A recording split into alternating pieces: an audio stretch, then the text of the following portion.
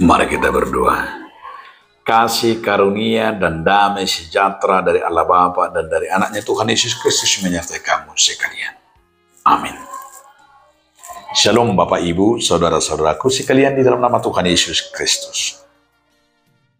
Mari kita mendengarkan firman Tuhan hari ini yang tertulis dalam kitab Efesus 4 ayat 32. Tetapi hendaklah kamu ramah seorang terhadap yang lain, penuh kasih mesra dan saling mengampuni, sebagaimana Allah di dalam Kristus telah mengampuni kamu. Allah gaib naba sarmahamu samahamu akapara siroha masih sandu samahamu songo panesani di batari dosa muna di bagasan Kristus. Demikian firman Tuhan. Bapak, Ibu, saudara-saudaraku dalam nama Tuhan Yesus Kristus, saya mau membuat judul renungan kita hari ini adalah ramah. Apakah orang yang ramah dibenci? Sepanjang hari ini tidak ada orang yang ramah dibenci siapapun. Karena sebuah keramah tamah itu adalah sebuah yang kita katakan keramahan itu adalah sebuah kerendahan hati.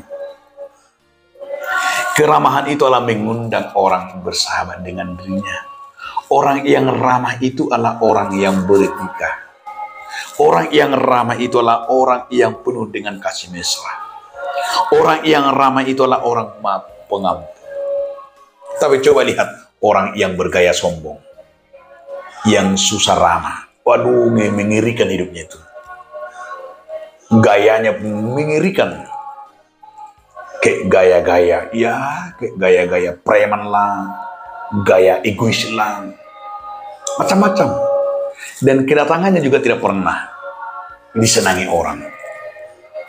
Yang gaya sombongnya, mana ada orang senang. Yang gayanya, banyak juga anak-anak Tuhan seperti itu, anak-anak pendeta, anak-anak guru, anak-anak sintua, bahkan orang-orang Kristen, bahkan di dunia ini banyak tanpa memandang suku yang tidak ramah terhadap yang lain. Artinya, saudara-saudara, firman ini mau mengatakan anak siapapun kita, baik anak presiden, baik anak pejabat, baik anak orang kaya, siapapun kita. Apalagi kita anak Tuhan, jangan sombong dan egois. Tapi kita harus menunjukkan keramah tamahan kita, etika kita. Karena di sini disebut adalah ramah, yang disebut di sini adalah halak nabasar parasiroha. Ramah artinya ada etika dan ada sopan santun. Hidup dalam kasih, hidup mengampuni, hidup yaitu saling menasehati.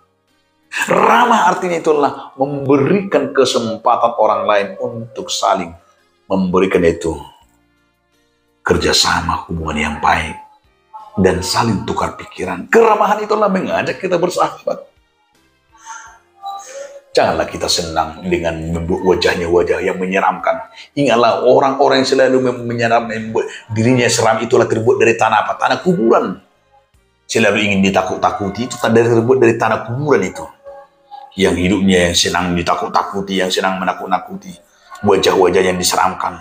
Dan ingatlah, dan tidak ada orang, bahkan mungkin orang seperti itu pasti akan tersingkir.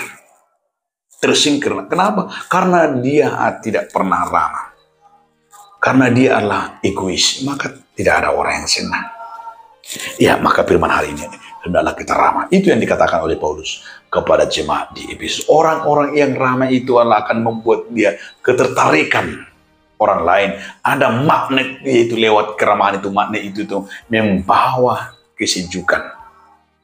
Di mana ada ramah tamah, di mana ada keramahan, di mana ada kerendahan hati, di situ ada kesejukan dan damai dan persekutuan yang saling mengasihi. Tapi dalam kesombongan dan keegoan, di situ akan terjadi yaitu perang dan kesombongan dan yaitu keegoan. Marilah kita hidup dalam ramah dan saling topang menopang di dalam Kristus. Amin. Terima kasih Tuhan atas firman hari ini, agar kami dapat hidup ramah.